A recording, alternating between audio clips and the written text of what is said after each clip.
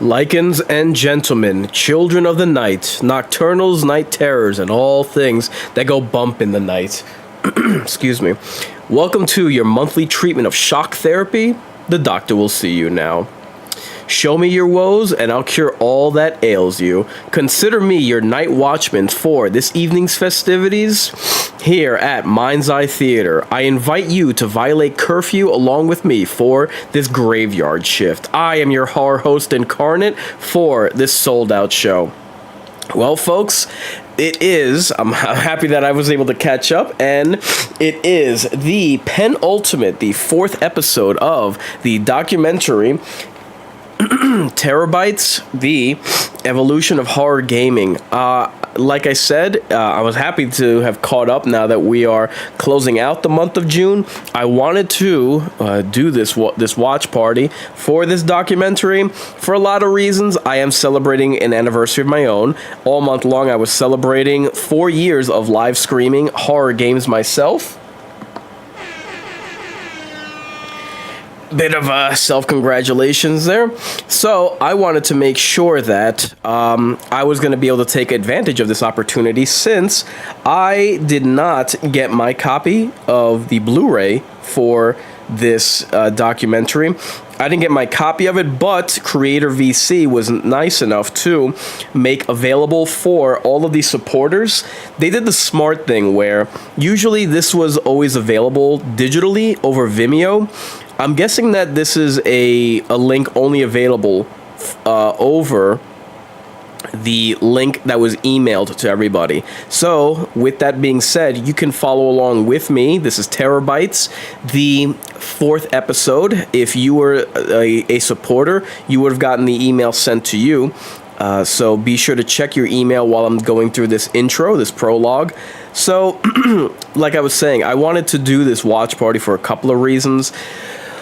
If for no other reason, then to me it's wild that obviously we have horror movies, but the flip side of the coin is horror games, and those are obviously wildly popular, especially the two titans that, man, to this day not only still resonate with people. I'm talking, of course, of the terror titans of survival horror, Resident Evil and Silent Hill. We've just gotten announcements for both. We've gotten the three announcements actually. Resident Evil 9 Requiem trailer just dropped this month. Additionally, we have Silent Hill. The original Silent Hill game is going to be remastered by Bloober Team, so shout out to them. And in addition to that, we got word that the Silent Hill Return to Silent Hill pseudo sequel is going to be releasing January 2026. In addition to that, you have to keep in mind that so many developers to this day are influenced by those two horror franchises, Silent Hill and RE.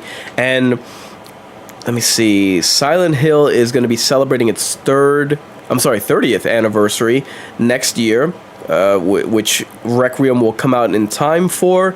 And wow, how old is Silent Hill? 24 years old? Yeah, 24 years old. Wild stuff. No, more than that. 26 years old, excuse me, because that came out in 99. So the fact that both of these are so highly influential, that's a number of and that being said, I have, for the longest time, I always wondered, like, when are we gonna get a proper survival horror documentary? Because, and I've said this plenty of times, I'm not a fan of zombies. I'm not a fan of what have you, hammer horror. I'm not a fan of slashers. And oh my God, just search YouTube for those three criteria: slashers, zombies, and hammer horror. You will find tons of documentaries on them.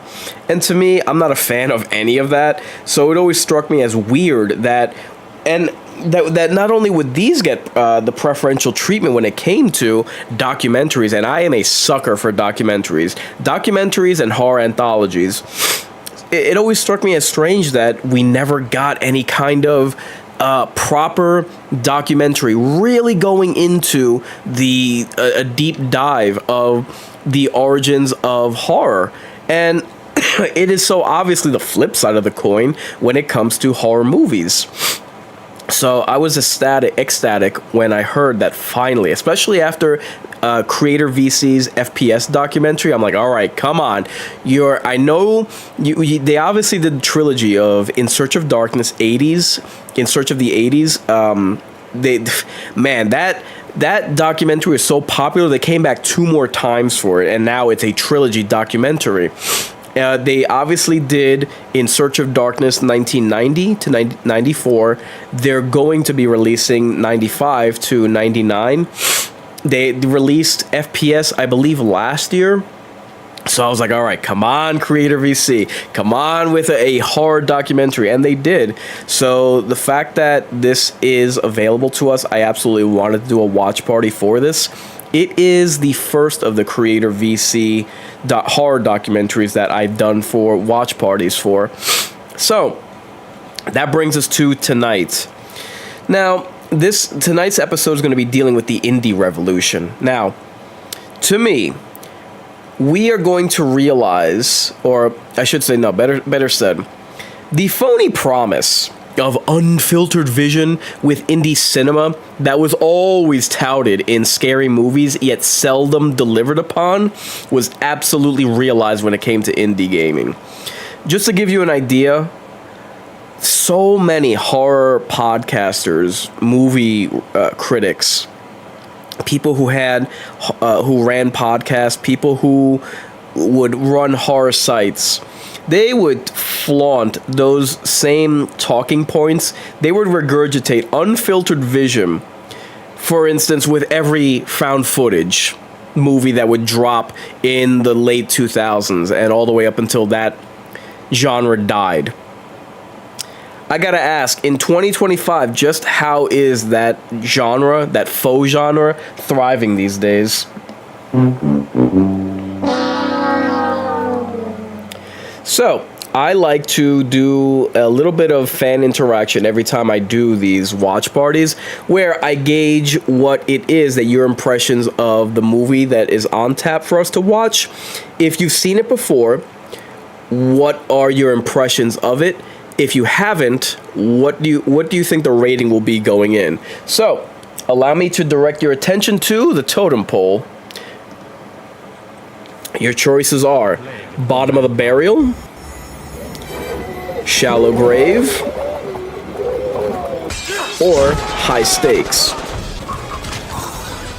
Now, unlike yesterday, I'm going with High Stakes. I firmly believe that, like I said, the indie scene is absolutely deserving of all of its credentials, and it really, you're going to see, and again, just to reiterate, far too many times people would use, unfiltered vision and creativity and experimentation when it came to horror movies, and you just would not see that materialize. And it just felt like a bunch of fluff, a bunch of empty promises, and for someone like me who absolutely has no problem admitting how critical I am, to me it just became way too much to hear. It felt like fluff, it felt like hype, it felt like empty promises, and you can only hear that but so many times, and especially watch the lacking output when you just roll your eyes on that. However, because you would have games that came out and really thrived, really did use experimentation, really made something out of themselves, made the most with their limited budgets, you were able to get that with gaming on the horror side when it came to the indie scene. So I very much am applauding them for that. And you have to understand that we would get, just to give you examples of that, just to give like concrete examples of what I'm talking about, you would have a sanity system like Amnesia.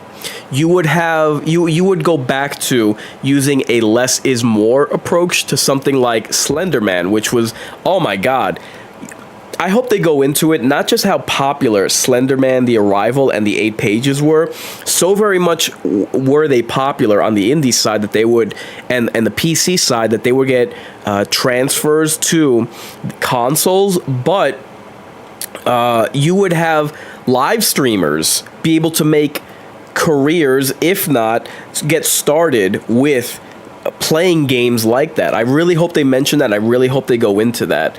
So, with all that being said, let me take care of a couple of housekeeping items. And oh, by the way, the totem poll is now available for you on the YouTube chat. I do humbly ask that you take a gander at it and vote in it. Let me take care of a couple of housekeeping items, and then we're just going to get right in. So, naturally, I invite you to stream the show along with me. Again, it is available for those who supported this this endeavor with this documentary. So you would have gotten emailed from Creator VC the link in order for you to watch this documentary. So if you want to watch along with me, I'd be more than happy to be your second screen experience. And it's available on YouTube. They would have sent you the link for that. So while you're queuing that up, it gives you an opportunity to get yourself some popcorn and sody pop. This watch party is brought to you in partnership with Hotness TV. So since we're in the summer months, I do ask that since there are specials going on with Samsung and Jabra headsets with 4th of July around the corner, if you're in the market for either of those devices, again, Jabra headsets as well as Samsung devices, I do ask that you use the link in the description. It serves as a nice kickback for the channel. With that being said, the Mind's Eye Theater is a proud affiliate of the upcoming horror documentary Mental Health and Horror. So when that releases, much like I'm doing now, I will do a watch party for that documentary as well as a review of it. So you'll notice a support link up top. If you're of a mood, I'll consider it your pound of flesh. It would help in a long way to supporting the channel. Give me 1 second. Leftover protein shake. So additionally, one last thing, one of the software that I use to stream is called Streamlabs. They were nice to give me my own merch store, which is available, link in the description. So I'm going to be having some announcements coming up for new designs that I've been working on. So we are coming to you live, streaming on Facebook, Twitch, YouTube, not TikTok, Kick, X, Rumble, and Locals. So in the enduring battle between Inkarnate and the almighty algorithm, my fans are my strongest weapon. So therefore, get them likes up. Therefore, without further ado, I now offer you this creature presentation. Igor, throw the switch.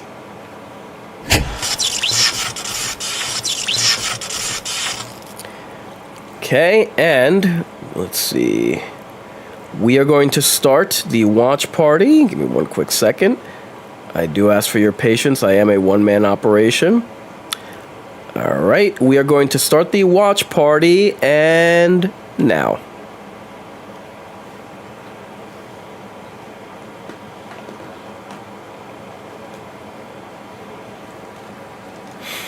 I'm really happy that they broke down their... Because the Creator VC usually does these lengthy documentaries, which I'm happy for. I'm absolutely happy for, because if there's one thing that I cannot stand, it's when they do a documentary for something that, you know, it's very in-depth. If they, like, scrunch that down to, like, 2 hours. I hate that. Or an hour and a half. So I'm glad that they were able to separate this into episodes, because it makes it easier for me to do my watch parties.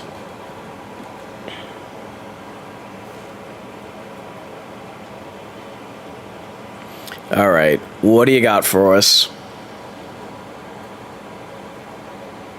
Another reason that I've mentioned this before, another reason I'm so happy that they did this documentary is, hey, Rise of the Indies, episode 4, Rise of the Indies. You know, a lot of the people that worked on these, they're still on these games, Prologue, the Indie Spirit. A lot of the people that worked on these games, they're still alive. to lend us their input.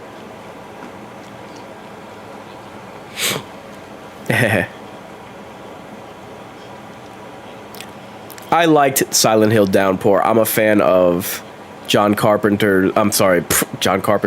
Barker's, what do you call it? Jericho.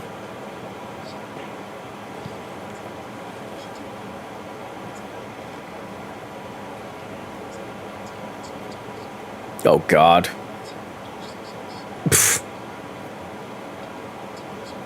Uh-huh.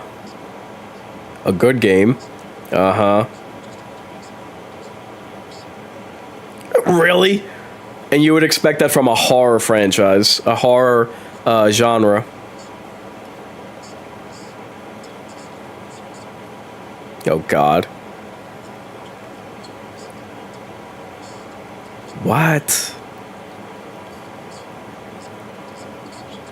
Oh, God. Jesus, who would want those strictures upon them?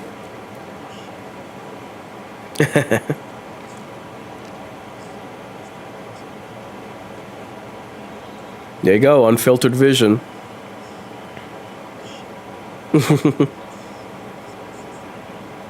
Mm-hmm.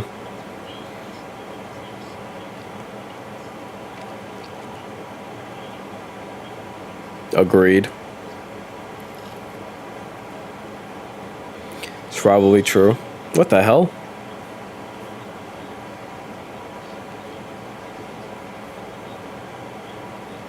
That, and people probably got tired of these made-up rules that everybody had to follow.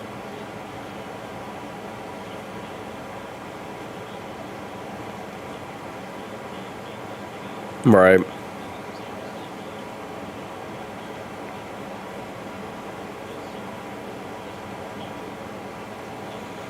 Yeah, it's crazy how a lot of these studios that we know of today started out basically like indies. Yep.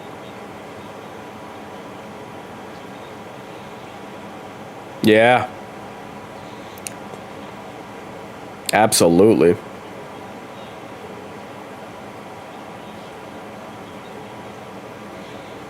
Yeah. Oh my God. 2.5 billion. Holy crap. I didn't know that about Minecraft.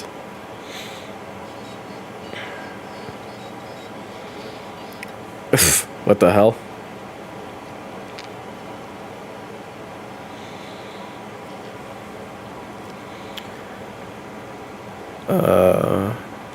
Flash forward. Now, let's be clear. I always try to keep some measure of damage control, not damage control, but standards, quality control, I should say.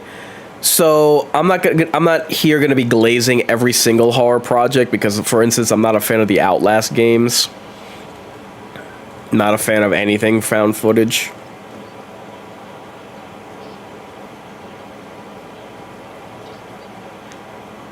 Dad and Me.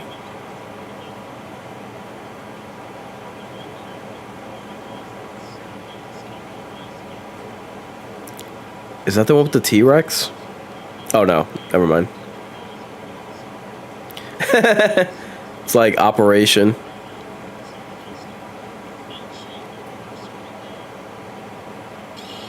Really? God. Cheeky, really? You cheeky bastard.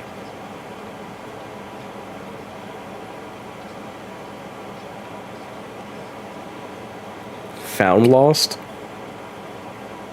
It's like Dead Alive.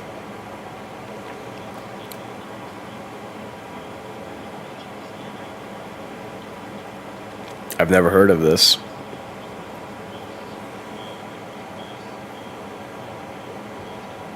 Really? Oh, that's creepy. That's creepy. Oh my God. The closer you get, the worse it gets. That's a creepy painting. Well, dear Lord.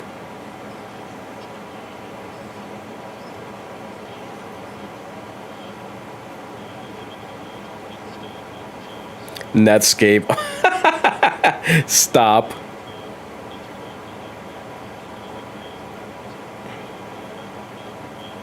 I bet. Mm-hmm.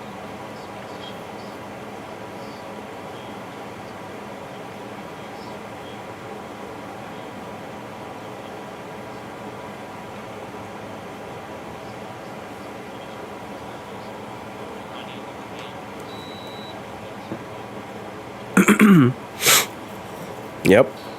All it takes is one spark to ignite a forest fire.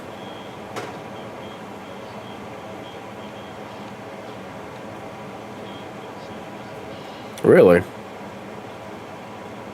I wish that they would talk about, and I don't know, maybe they did this in FPS, the imprint that horror had on action. For instance, Doom was founded as Aliens meets Evil Dead, and look at the influence that the Predator movie, the original Predator and Aliens, had on the FPS genre.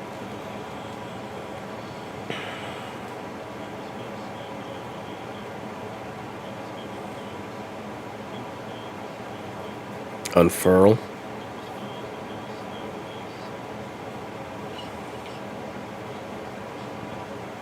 Jeez.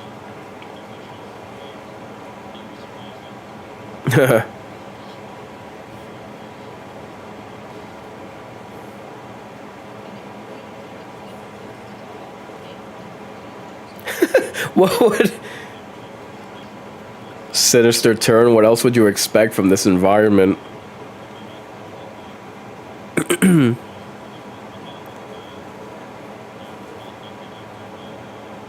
Mm-hmm. Always a good option.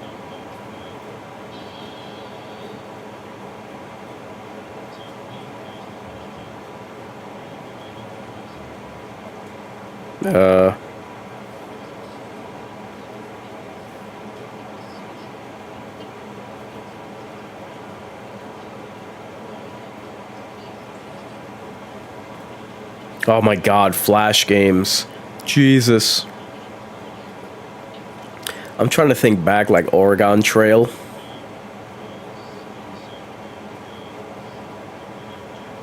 Oh, okay. Got a sequel.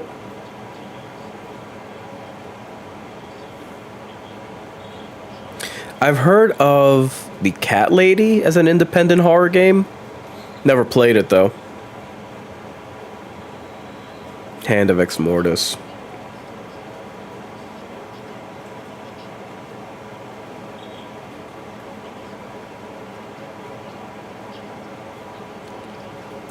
Oh, Jesus.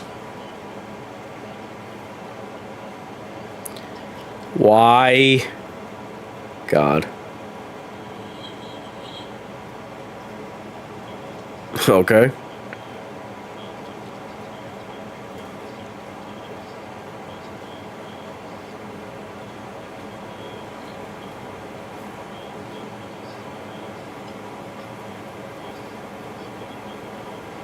Apocalyptic. Oh man, he's not joking. Okay. Jesus. Scariest places on Earth.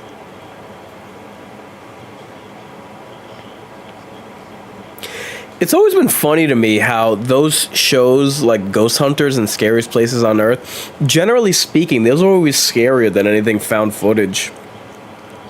And I gotta believe that a lot of found footage was based on those, and they've never been given credit.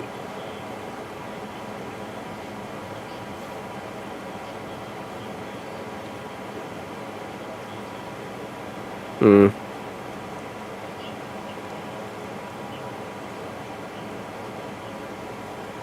Was what?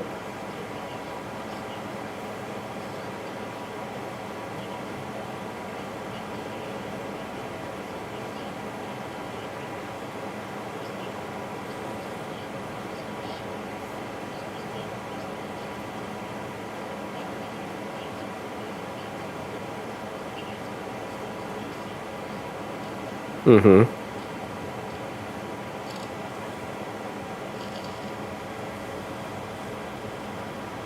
Dread Out, In Sound Mind. Here we go. Amnesia. 2010, really? I thought it came out earlier.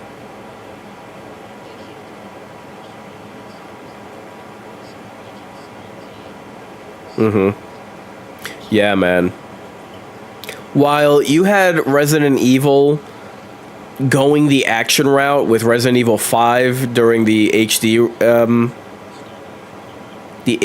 era with the 7th gen consoles, something like Amnesia would come out to remind people what survival horror is and also like elevate it with the sanity meter.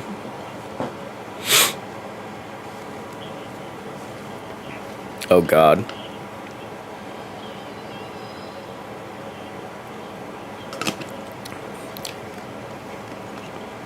Honestly.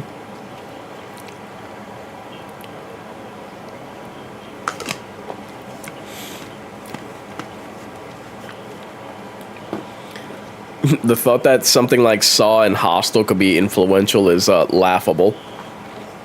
Not a fan of torture porn on this side. Ah, Penumbra. That's another game I have to play now that I have a gaming PC. Oh, yeah.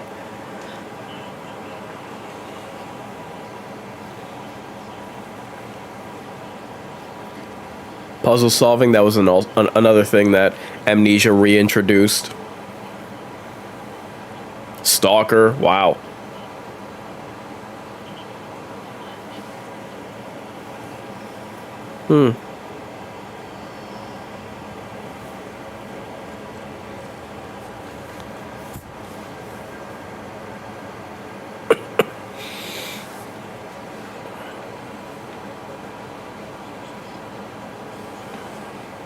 Ah.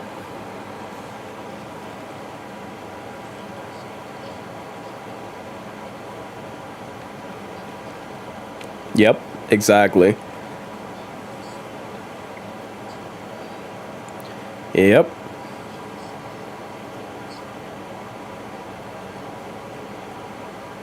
It's crazy how influential Resident Evil was, and also what it is that we got out of the genre when people avoided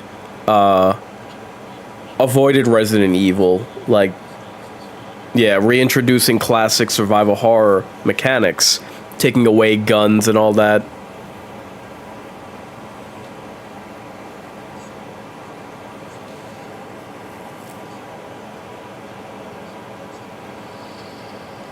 Yeah. Yep. What you don't see is the scariest.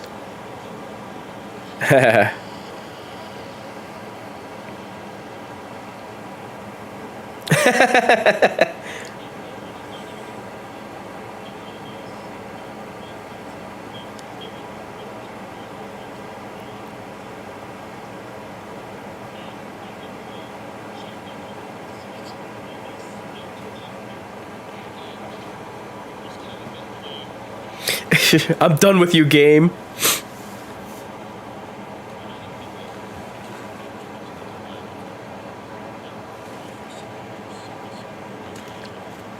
I don't see how that is.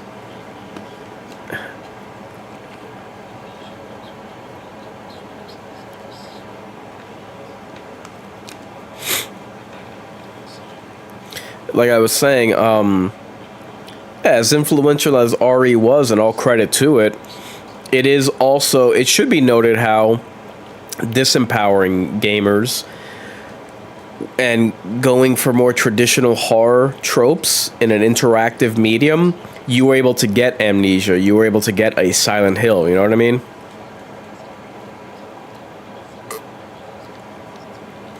Sometimes going against the grain, you're able to carve out your own niche.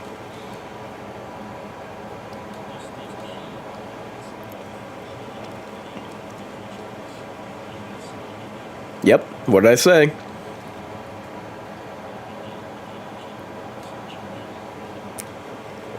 It encourages the flight part of flight or fight.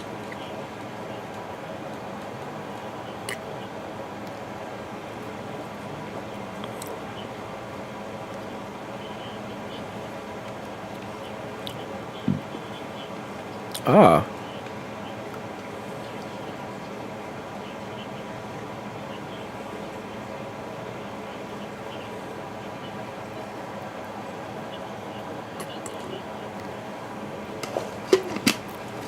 Oh god, I'm getting spammed in the chat again.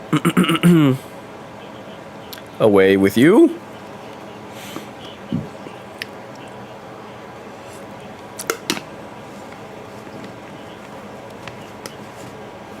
Right.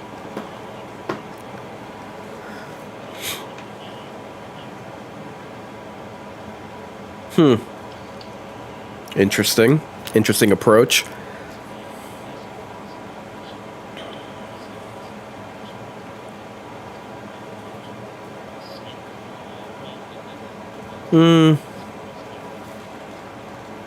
Ah, clock tower.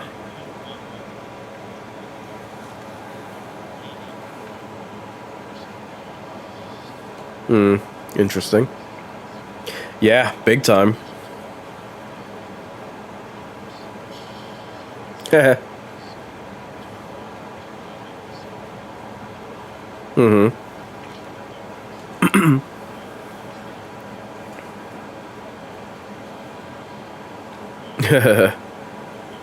Really freaky looking monsters.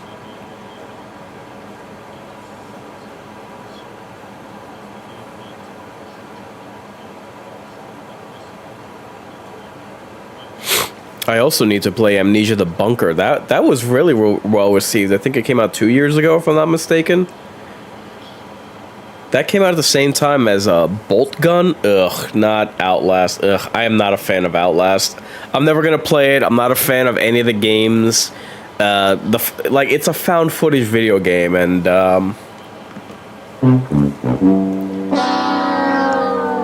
yeah, I'll happily pass. If I hate zombies and slashers, please believe that a fake genre like found footage, I want no part of. And it almost feels like something out of American Horror Story. Like, oh, it's in an asylum. It's like, oh, give me a break.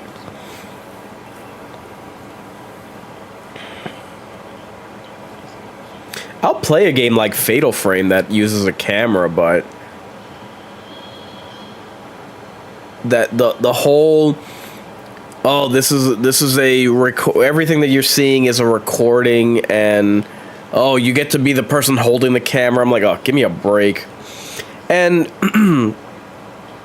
Fatal Frame doesn't, the camera is used as a weapon. It's not used entirely for the gameplay or the POV. You know what I mean?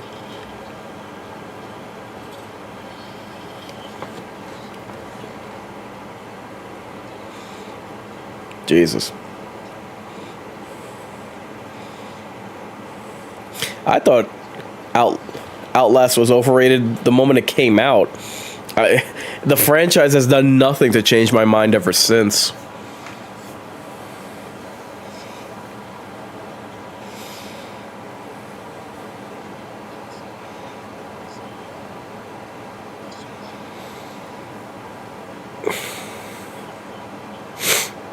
And how cliche can you get, like, honestly? An asylum. Alright, guys, we're going to hit the 20-minute mark in 3, 2, 1. If you can make sure to hit the like button on whatever platform you're watching this on, it'll help circulate this bloodstream. Additionally, be sure to vote in the totem poll on the YouTube chat. Speaking of the YouTube chat, let me see if I can put it back on without all the stupid spam. Okay, perfect.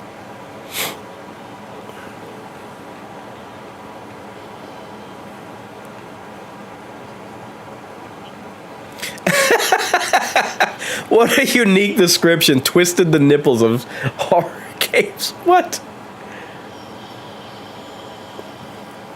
Yeah, I've never been, like, I'm not much of a fan of what I call human horror, so Condemned has never really interested me, those games.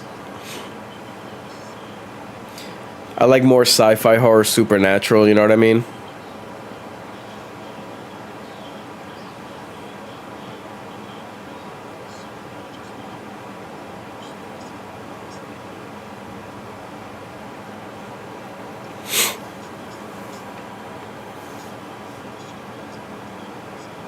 Ugh.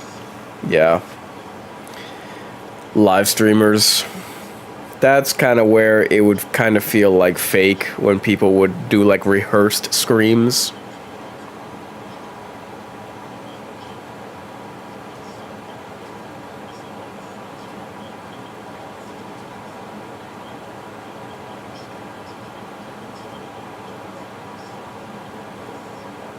Eh.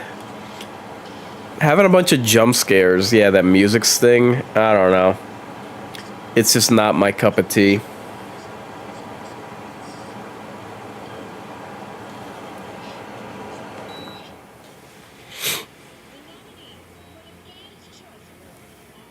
Canadian Video Game Awards.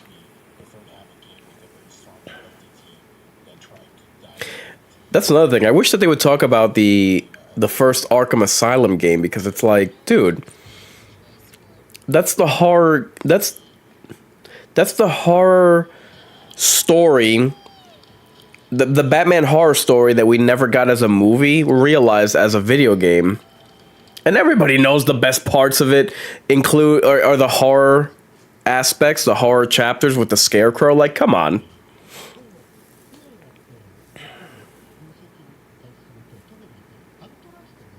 It turns out that Outlast was a turning point. When Outlast and Amnesia came out, that's when you really saw the explosion. Dread Central, no wonder. Survivor, for example, is an incredible indie horror game that I think people took a chance on because they saw what a smaller team could do with like Outlast and Amnesia. Mm.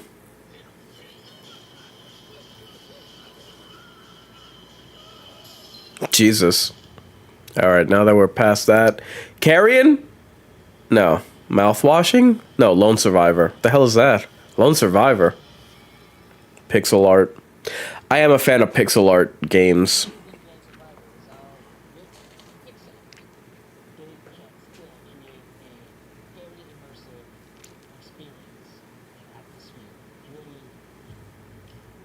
Yeah. I mean, this level of pixel art, side-scrolling, I'm usually not a fan of. Like, this is too much of a throwback. Was the low res texture in that you couldn't really understand what the monsters were in the fog, they just cut out pixel by pixel. Right. Survivor uses that chunky pixels, but in a sort of faster pace. Yeah, I mean, I'm trying to think. Something like Carrion, that's the type of pixel art that I'm all about. I'm absolutely for. This is a little too much. A little too pixelated. Like walking left to right in colonies in his apartment building. And we're learning as we go. Okay, maybe things aren't exactly as we see. Say even more than the isolation. Oh God, look at that text. Eek, what an eyesore. I'm watching this on a 65-inch 65-inch 4K television, and oh my God, this text looks awful. Speaking of awful, no offense, but God, your teeth. How have you been successful in gaming and, I don't know, you can't see a dentist?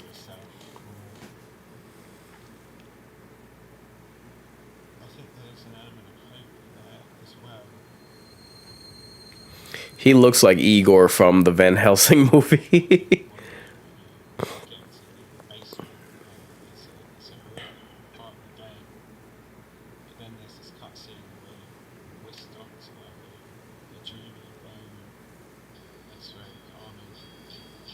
Okay. Oh, another one. Oh my God. Nightmare. Jeez, let me look up the name of the game. Nightmare Operator. It is a... what's the word I'm looking for? It's a J-horror game that I'm highly looking forward to, and that uses pixel art. That game looks like a spiritual successor to Ghostwire Tokyo. I can't wait until that comes out. Again, it's called Nightmare Operator. It looks amazing. The gameplay, the pixel art.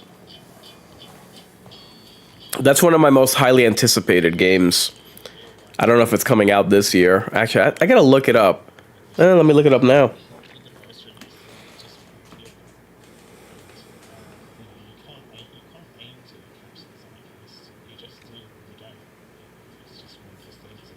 Nightmare Operator. I love when they list all the facts except Nightmare Operator release date. What do we have here? Fresh Blood. Oh, it says... Oh, wait. The release date for Nightmare Operator has not yet been announced yet, but it is currently slated for 2025.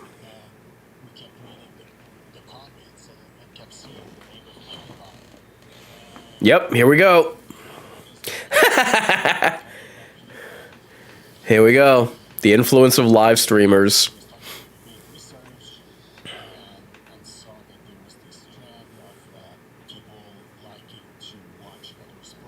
Yeah.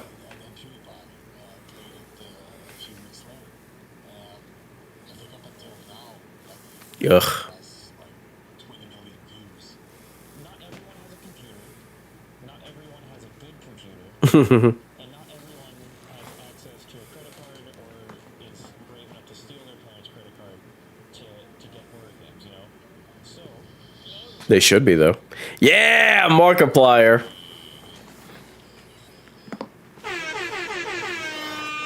fans who say, I never played the game, but I watched Markiplier play them. Yeah, dude. And I'm okay with that because While influencers is a phrase that I have quickly grown tired of, you cannot deny the influence that live streamers have had on gaming, especially horror gaming. design acumen and I do agree with Razor Fist where sometimes it would get a little obnoxious where it feel like scripted horror or scripted screams, but with certain live streamers, but still, the influence cannot be denied. that Markiplier hates mannequins. So there's a mannequin scare in Faith. And let me tell you, Markiplier played Faith. He had such nice things to say about it. Like, I was like tearing up listening to him say that because he's one of my heroes, right? Yeah. Very good. And it just goes to show you don't need to have incredible graphics to create a terrifying experience. It would have been cool if had they gotten Markiplier or PewDiePie to chime in on this documentary, just because their playthroughs have been and their live streams have been so influential. I think it's through seeing these reactions, seeing these people play games that actually Yeah, they Razor Fist has mentioned that live streamers have taken over for legacy gaming review sites like IGN. Carnival Hunt. I can't wait till that comes out. I haven't downloaded anything from Itch yet. creativity that I go to all the time to find new indie horror and other genres as well. That's another thing I hope they mention. I hope they mention Steam, Itch, and GOG. Nightmare Cart. That one was pretty popular, or at least it got a lot of it got a lot of eyeballs on it and people praising it. There you go. Instituting Steam Greenlight was like, that was when the floodgates opened. The walls came down. There was a time when you had to know somebody at Valve to play a game on Steam. And Oh wow. put up a web page. Anyone who found that page would vote on it. And Cool. the top ones would get released on Steam. Yep. I think people sometimes forget this, but it hasn't been that long that indie developers have been able to actually make money making games. Steam Greenlight was, in a way, that was kind of the first time guys like me could actually Dusk. have a chance I can't wait to play Dusk. Hexen. to be honest. Half of being a solo indie developer is the artistic aspect, the creativity. Another half is just being a business guy. Yeah, I imagine like it's one thing to be creative, but you want to be able to make sure that your business model is sustainable, and it is a business. So suddenly they can afford to support themselves and make the games that they want as their full-time job, and that's likely what happened to me. Crazy that a live streamer could make more money than a game developer. Lo-fi. I'm guessing we're gonna go in further into pixel art. Horror games do well are these lo-fi horror games that have Yep. really sharpy pixels because the lack of information is actually very good for a horror game.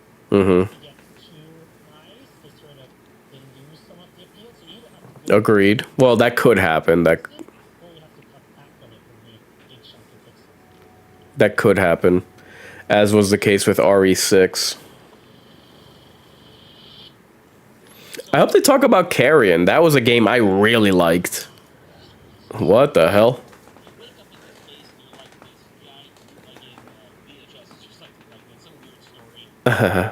And Okay. there's a monk running in this mystery, and then there's the bird watcher and a forest. Like there's all these sort of disconnected, disparate. I hope to get to Carrion as well as Slenderman.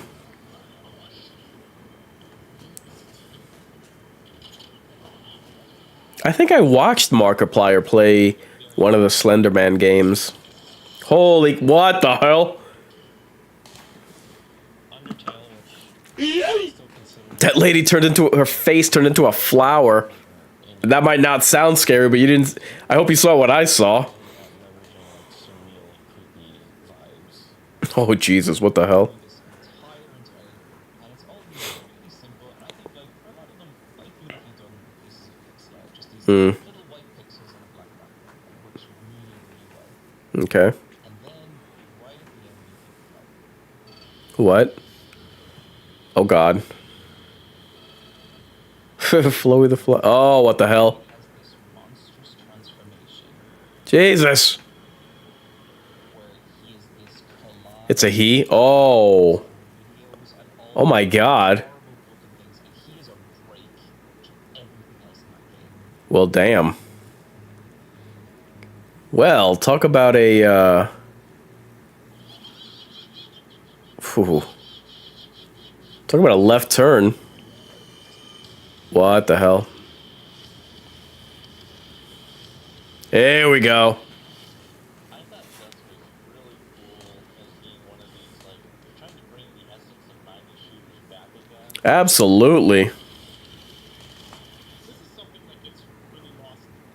First-person shooters back in the earlier mid-90s were quite scary. Yes, sir. First exposure Doom and Quake. actually playing a first-person shooter was the demo for a game called Pass on the Rim. And it scared the crap out of me. Jesus. The main things was the atmosphere of like decay, darkness, grittiness. Yep. All these chunky pixels, things at a distance. Is that a werewolf? That was In an Egyptian pyramid? what I wanted to do with Dusk. I've always loved the mechanic of like flipping the shotgun. Like rotating it vertically. Just to beat Texas Chainsaw Massacre. Like try to make everywhere feel as gross and decayed and like nightmarish as the Texas Chainsaw Massacre. Wow. You see, RE7, this is how you do that with inspiration, not with rip-offs. This huge thing, and I think that's awesome. I love that. Spiders. The Power Drill Massacre, Night Shift, Puppet Combo. What? Puppet Combo to me is just like making on purpose the B-movie horror puppet VHS games. Okay. Puppet Combo is like the master of literally getting the drill and putting it up to the microphone and just like Jesus. there's a very strong, very personal vision behind all of those games. Oh, what the hell? Nope. That character saw that was like,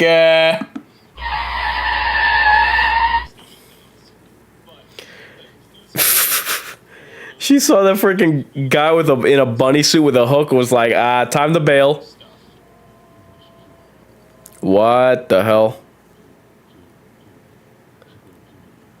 Jesus, that's unsettling. A naked dude with a Santa hat looking at a talking tree telling it to kill. Alright. Where it's like delving into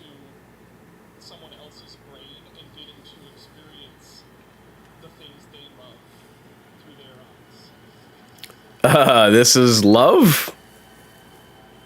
Jesus. Somebody get her a band-aid. What else we got?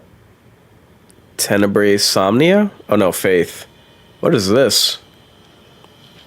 I don't think I've ever heard of Faith. Oh, this is a recent game. The Unholy Trinity.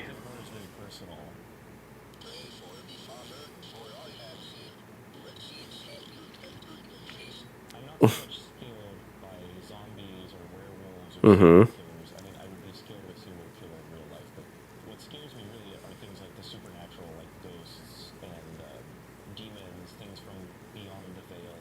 They seem Okay. personal to us. They know our weaknesses. They know our fears.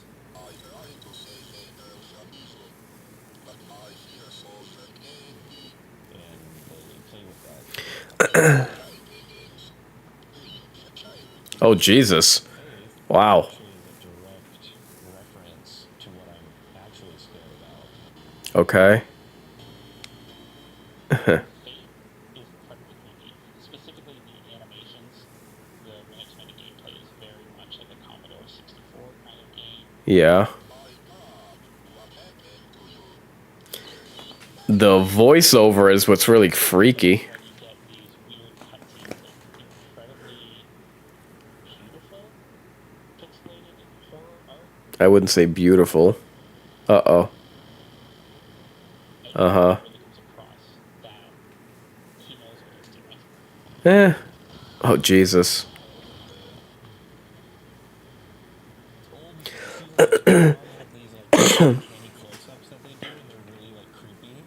Yeah, yeah, they they got that from Ren and Stimpy. So I wanted these moments in Faith that were just really like jarring and uncanny looking. Mm-hmm. So, well, I have some animation training. Why don't I experiment with kind of this rotoscoped scene? Why not?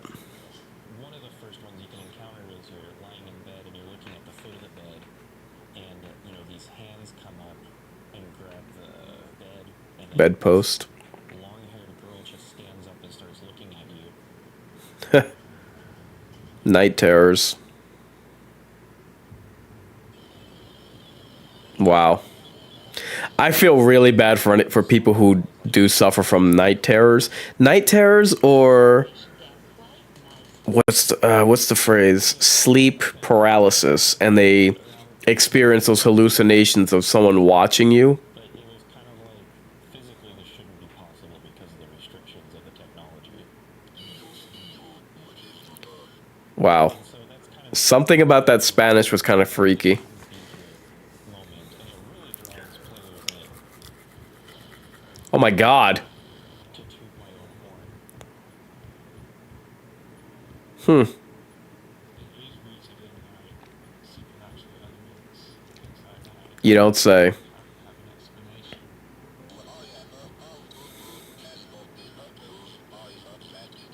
Oh, that's always the case with Exorcist I have my stories. practices. I would never want my games to be preachy, right? Just make them as hellish as possible, right? Their decisions. John Ford, the main Better save it for yourself. there's endings that imply that he's not even a real ordained priest, that he's just kind of some psycho that is impersonating one. Wow. Yeah, this is a little too pixely for me, you know what I mean? The right thing. The Oh my God. There's endings that imply that he went a little crazy and went on a killing spree, thinking that he was saving people from demons. You see a lot of that in the actual satanic scare, where there is this weird blurred line between, are we saving the youth or are we harming them with this rigidity that we're kind of imposing on them?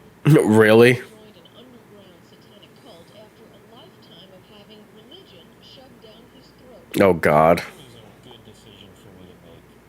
A lot of not necessarily canonical endings. There's like weird endings. There's like an ending where like a deer kills you.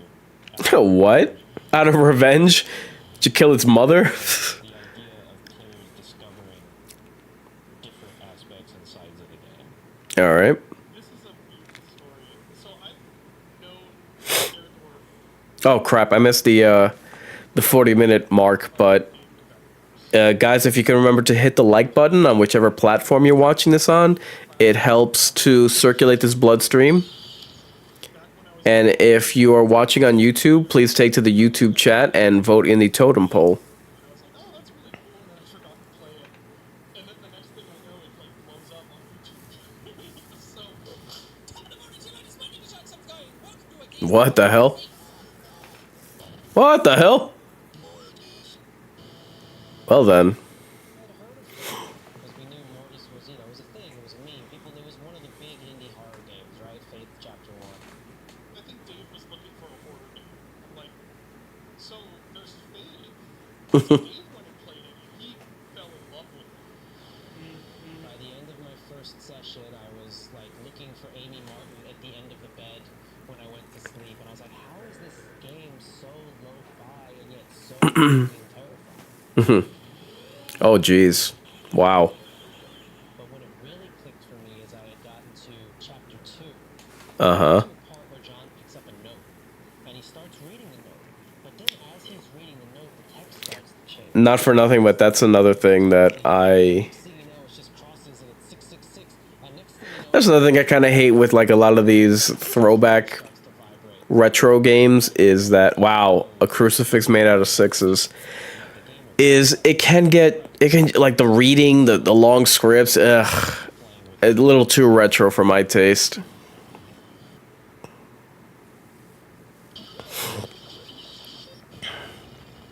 Well then. And I threw the controller down, and I stood up from the TV, and I looked around, and I was like, Oh, Jesus. what's going on? I heard that about the original Silent Hill, I think on Dreamcast. I once heard of a member of my family who literally threw out the game and the console while playing Silent Hill because he felt like the game was talking to him.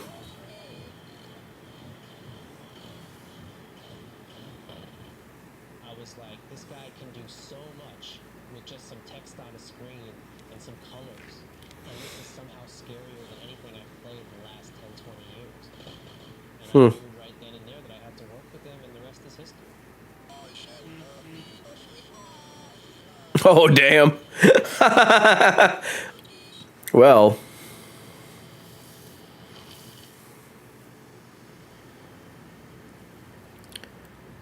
Jump scared. When you look at an online and you talk about horror movies, the first question everyone asks is, are there any jump scares? The jump scare is a good, cheap way of Cheap would be the operative word. If you do it too early, it has the opposite effect. It forces people away, but you have to earn it. You have to build up attention. Or just keep the tension going. Jump scare itself is what comes before to put the players in the right mood, the right set of mind, stretch that tension just the right amount so that when you do the jump scare, the reaction is at least the strongest. To me, they're something that uses punctuation marks, and you have to be very choosy about when you use them. I agree. It's very important, and this is with you don't get to use jump scares with horror games because saying that, oh well, you have immersion on your side. Yeah, I wouldn't agree with that, and I think that it's very important to mitigate jump scares because it like the developer said at the beginning of this chapter, it's very cheap, whether it's horror games or horror movies. I was speaking recently about how one of the reasons that I'm not a fan of either Mike Flanagan or his Haunting of Hill House was that he did an excellent job with that Netflix series with building suspense, but he would always, it was such a blunder. He consistently blew his load, pause, on jump scares. Like, why would you build up all of that suspense in order to A, not drag it out, B, just blow it with a jump scare? Oh my god, it was terrible for me. And as I kept developing that, then I made it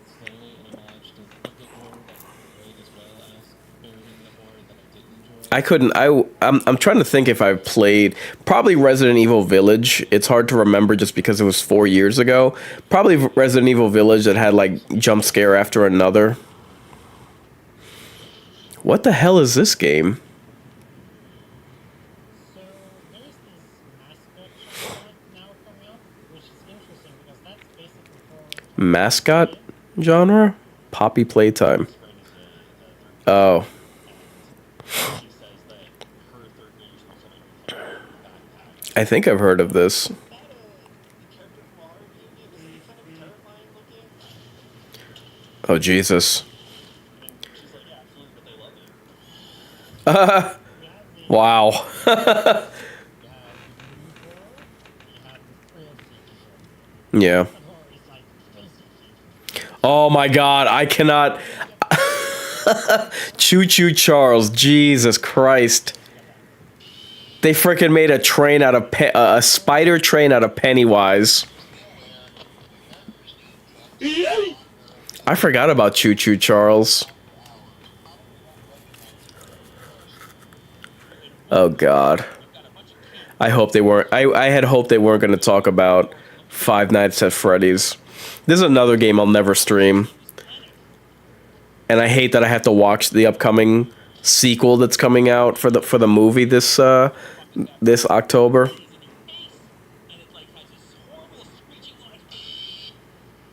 God. I had no interest in Five Nights at Freddy's when my little cousin told me about it way back when.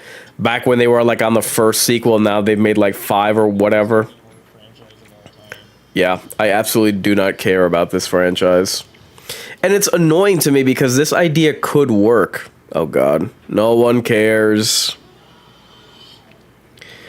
Like, horror at a theme park, I think could be like a really great idea, like at a circus or a carnival or a roller, an amusement park. But Five Nights at Freddy's, bruh, miss me with that. Again, it just feels very cheap and it feels very found footagey. Epilogue? No. Depths of Despair. There are a lot of horror games that'll go all over the place on different locales, but I think to really solidify it as a unique experience, it needs to kind of take place in an area or areas that at least kind of look similar. Similar? Have a similar feel. I don't know what the hell he was talking about. With a self-contained environment that is small enough that the audience becomes familiar with it, that no escape seems possible. Okay. Soma. Yeah, I played Soma. I wasn't a big fan of it. I played that when it came out, I believe in 2015 when I had first gotten my PS4. Very disappointed in it. I didn't get what the point was. It just felt like not necessarily a walking simulator, but it felt like I'm just going through this game. It's not interesting. It's not. The story wasn't there for me. It's just pass.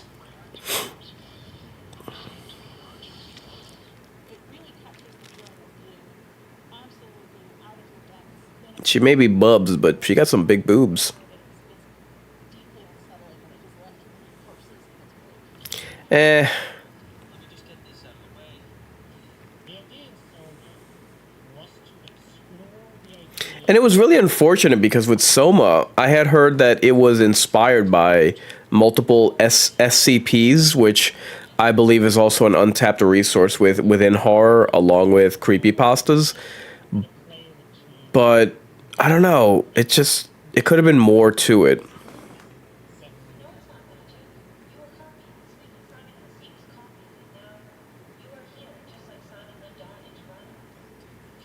There can't be two Simons. You, the person you were when you closed your eyes, still existed. Mm-hmm. Entire life is true. But that is not true.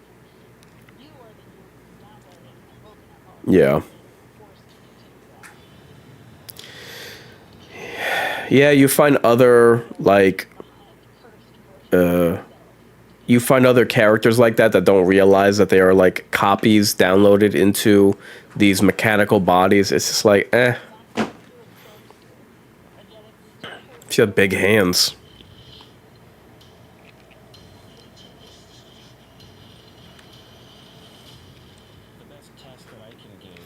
Let me see. I think Game's so scary that I have to stop playing it. I think Frictional Games made much better games than Soma. I think they're Frictional Games is behind Amnesia, right?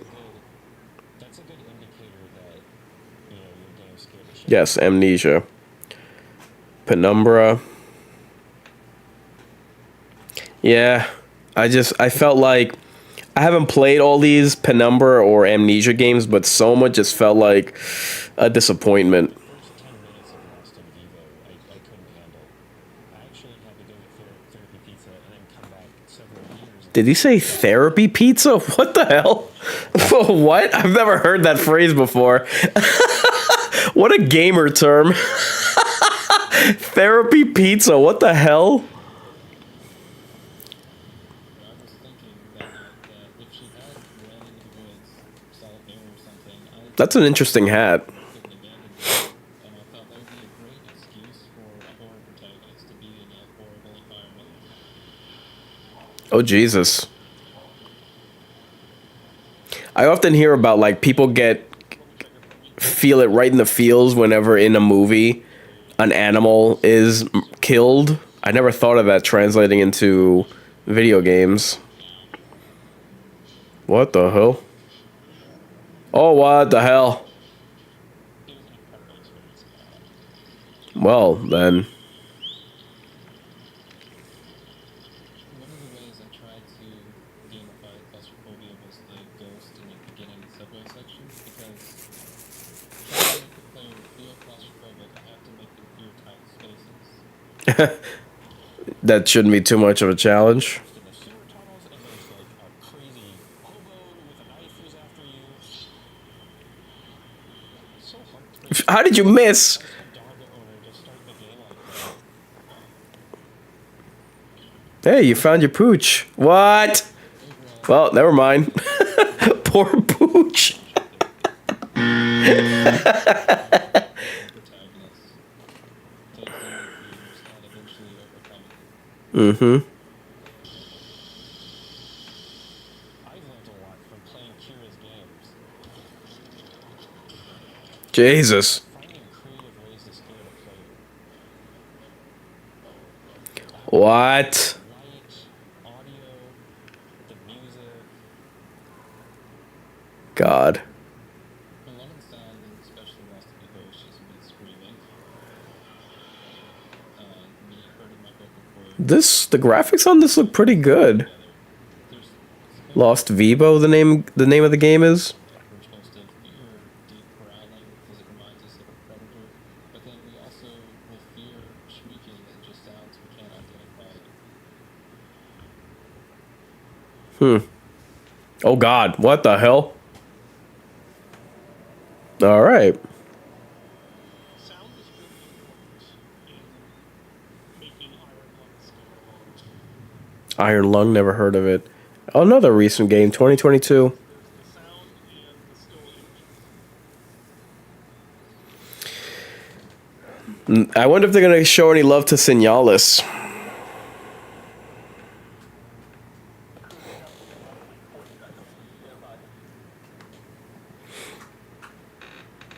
It was very important to me to establish the idea that you aren't just in this tiny little room and the game is showing you pictures. I wanted you to really feel that you are in this place that isn't real place. What? Oh God, they're coming out with this game, or they came out with this game around the same time as that A game where you're tragedy with that submersible that went to visit the crash site of the Titanic. Ouch. it's so real and so effective, and that's a credit to the way his mind works. Having that sort of like overarching idea of outside of this tiny situation we're in, it's bleak and desolate and kind of hopeless, was to me an important part of grounding you in I don't know. They're not selling me on this game. Scotland. And that put this idea in my head of like getting these pictures of some unseen monster outside a submarine. Ah, Had That's creepy. Barely get this picture of a shape. Yeah. I love the scene that he set. You know, an ocean of blood, a prisoner who has to go down, and like it was just weird and cool.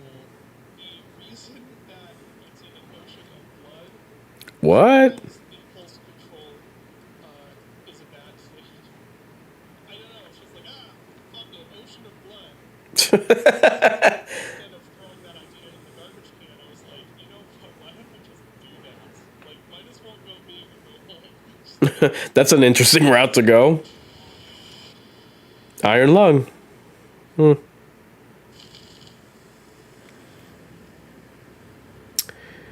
What do we got?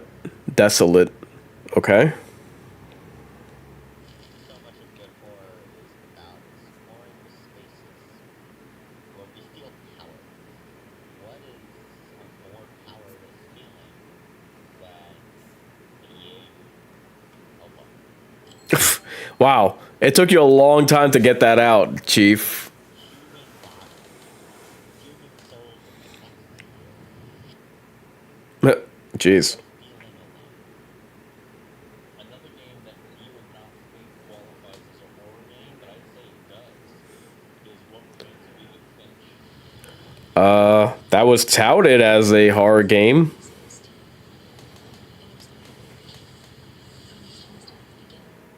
It's a game about death.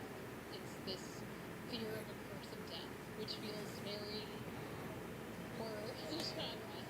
What kind of family finishes building a cemetery before starting a house? You come upon this house. You're approaching from the outside, and then you're going to explore the house for the rest of the game. This I never got around to playing, if I'm remembering the right game. Edith Finch. Parts of that game are creepy and beautiful, but also terrifying.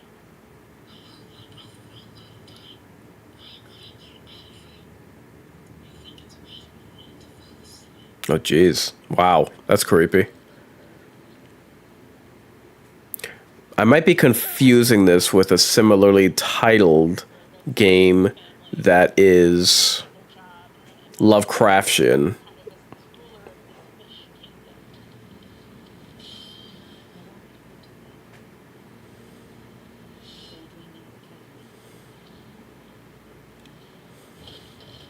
What the hell? That's unique. Yeah, I think I'm confusing this with another detective game that deals much more with Cthulhu and the like. Build up a life in their heads because the lives that they lived was so miserable.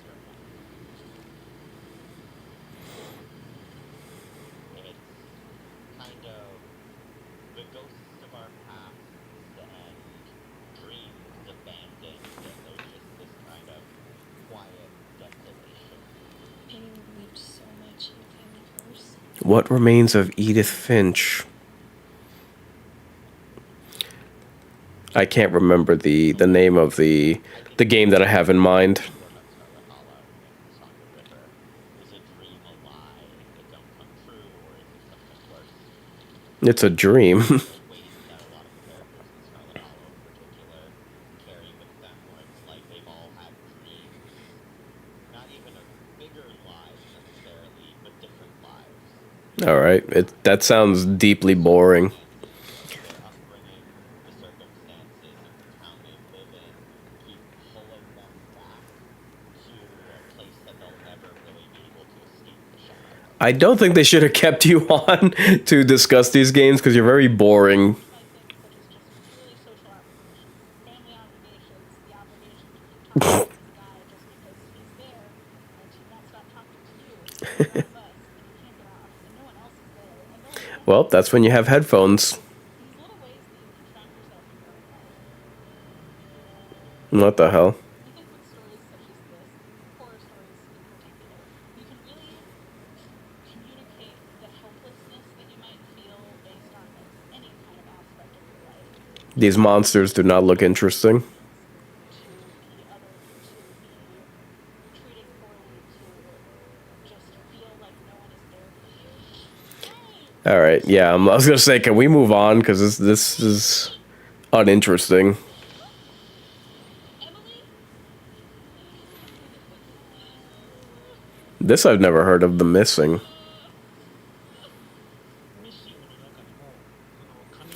There's a character called Hair Shrieker. Oh, what the hell? Oh, you've seen better days. What the? A stalker enemy that chases players. Cool animation. And that presence is the emotion inside JJ herself that wants to kill her. Oh, God.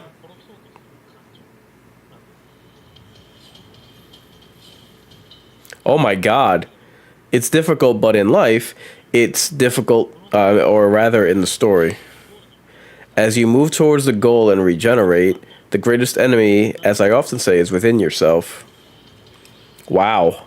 War is something I take very seriously, and I really want to think through what I do to the gore that I make. I want to think through what's happening versus having it just be paint spray blood, and I think it's kind of too loud. You know, it feels like a cartoon. I think you have to remember the humanity of what's going on.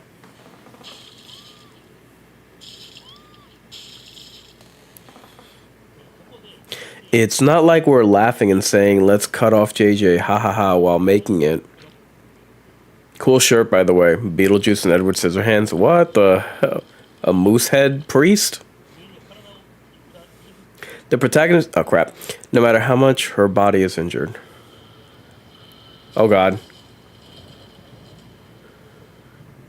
This is a pretty cool looking game. Jesus. Isn't... you get hurt and regenerate, get hurt and regenerate. And at some point, by accepting herself, and you find happiness.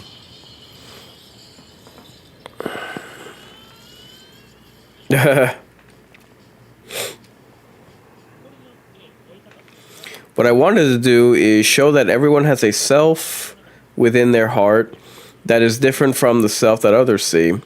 This game was made with the belief that nobody is wrong for being what they are. Okay, that's very bland. The Missing. You can't fully know someone, you only know someone based on the ways that you've interacted with them. The right path in the woods, and at the end of our path is a cabin, and in the basement of that cabin is a princess. The game at its heart is its exploration of relationships with other people and the way that our perceptions of them change who they are. The very first interaction with her, when you enter the cabin, there's a knife on the table with the steam plate. You take the blade from the table. It'd be rather difficult to slay a princess and save the world without it. And if you go down with the blade, You were kidding when you said you were here to kill me. she's sharp. She's a little threatening. She's a little You poor boy. Scared of me? Because you should be. go down without her. She's soft, she's meek, she's what you might expect from a damsel in distress. Okay. Without a moment's hesitation. Oh, crap. I missed the 1 hour mark. Guys, if you can hit the like button on whichever platform you're watching this on, it helps circulate this live stream, this bloodstream, excuse me. And if you could vote in the totem poll what your rating is for this documentary that we're watching. There is a difference that happens in between, and some of them are genuinely so hard.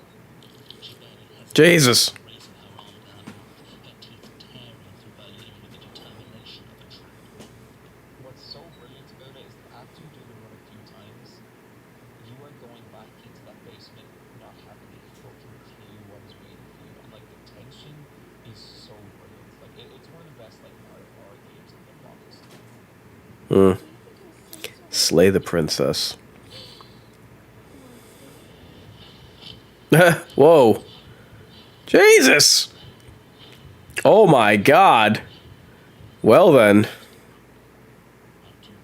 Oh, Jesus. Epilogue, yeah, I was going to say. A cultural movement. I was going to say we're probably coming up on the end of the documentary. Weird stuff can exist in the UBC basically because there's nothing to stop it. Good point.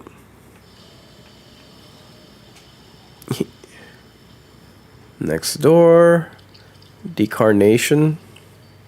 Or decarnation. Sort of like, I have to pitch this to a publisher, and they have to want to put money into it. Mothered. No idea's too weird, no idea's too crazy.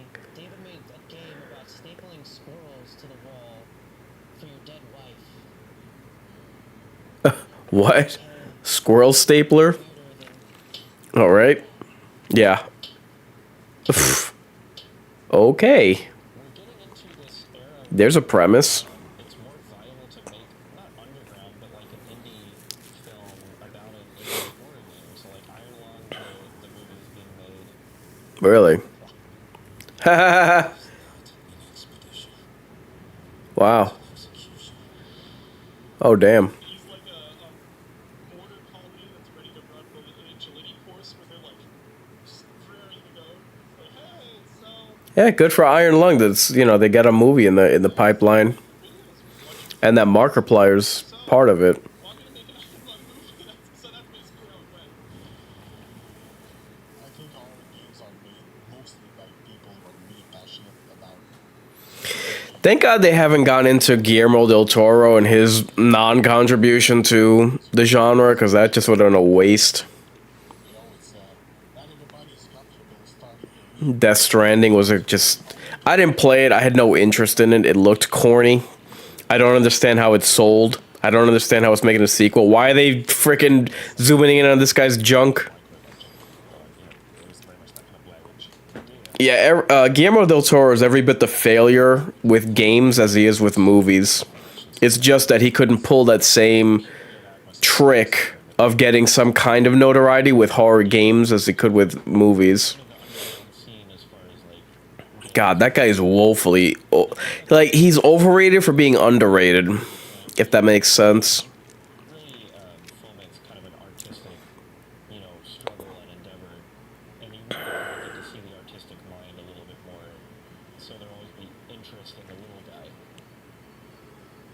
So I think as long as that exists, indie horror games, you know, will flourish.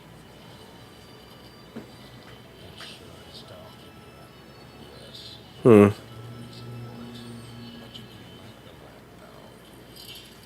There was a, let me see. There was a recent Dusk-esque. Okay, this is the end of the... We've now hit the end of the watch party.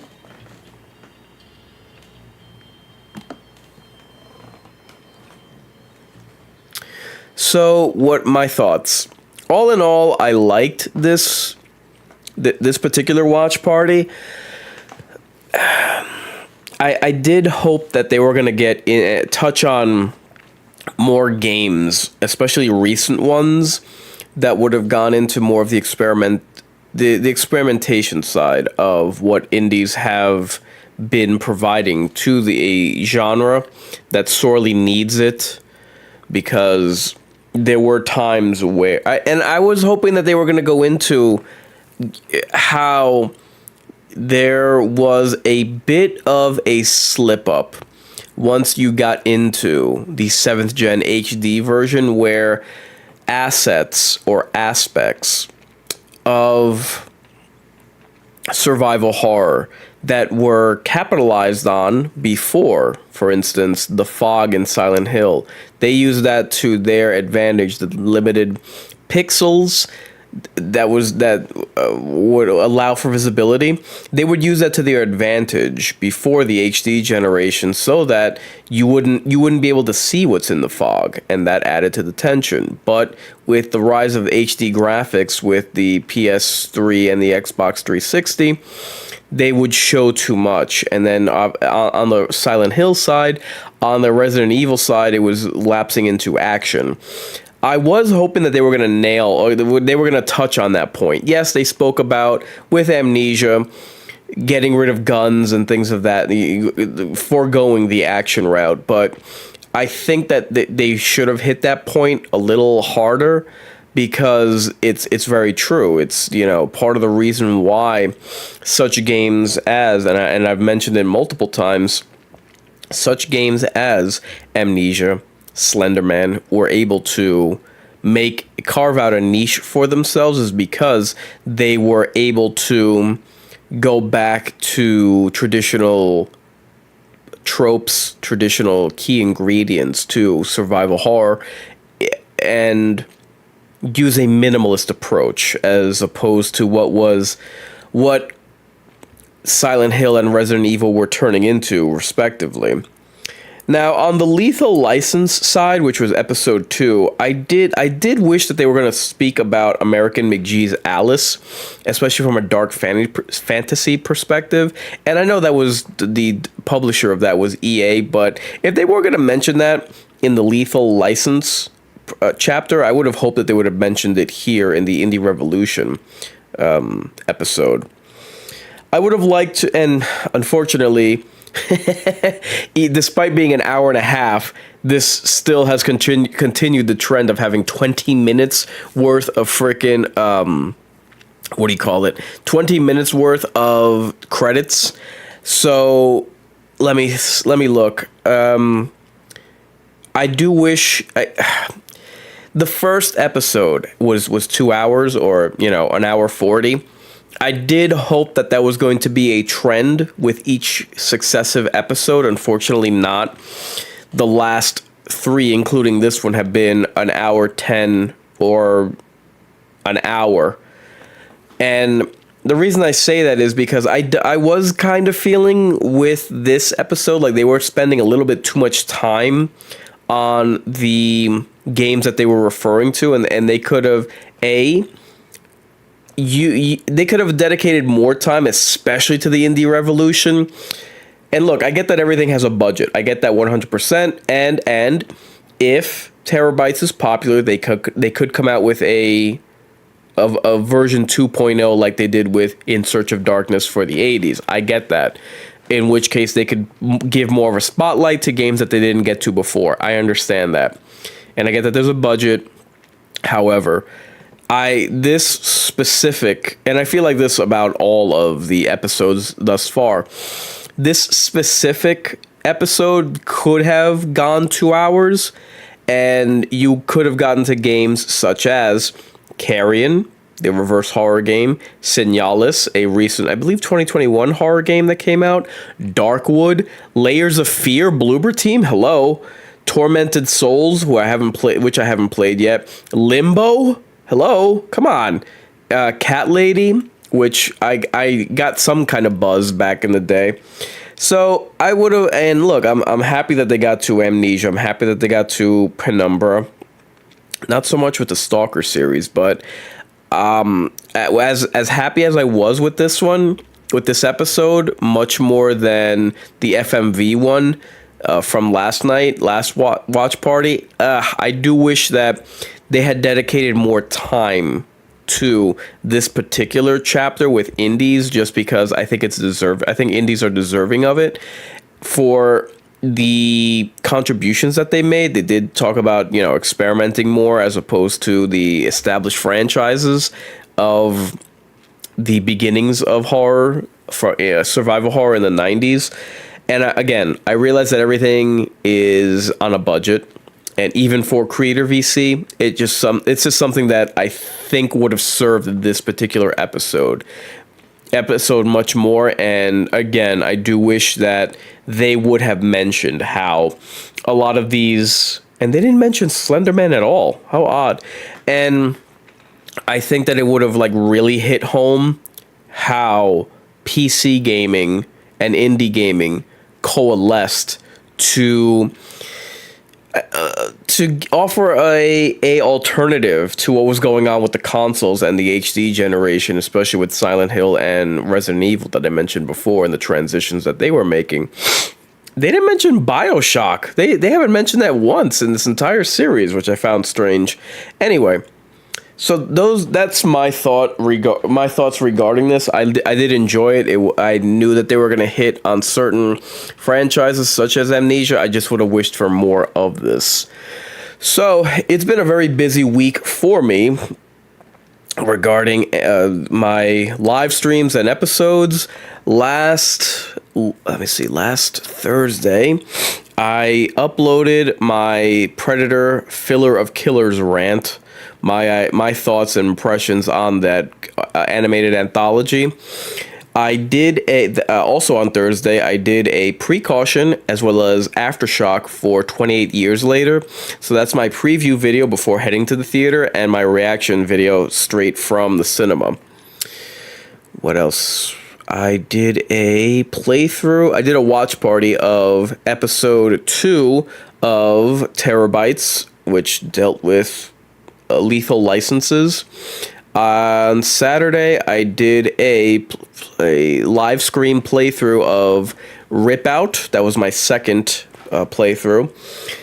Sunday, which was yesterday, I did a episode 3 of Terrorbytes. I did a watch party, which was FMVs, and I did a third playthrough of Rip Out. And tonight obviously is the Terrorbytes episode 4 watch party.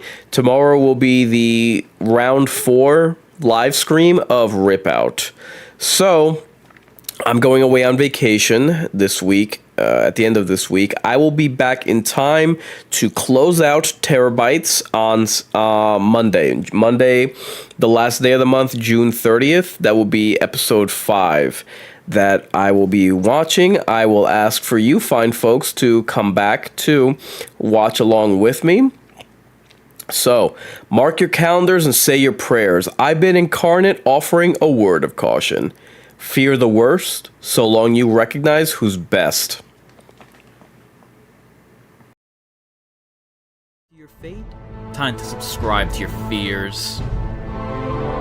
Scary night, isn't it? Looks like right out of a horror movie or something. See you in your dreams.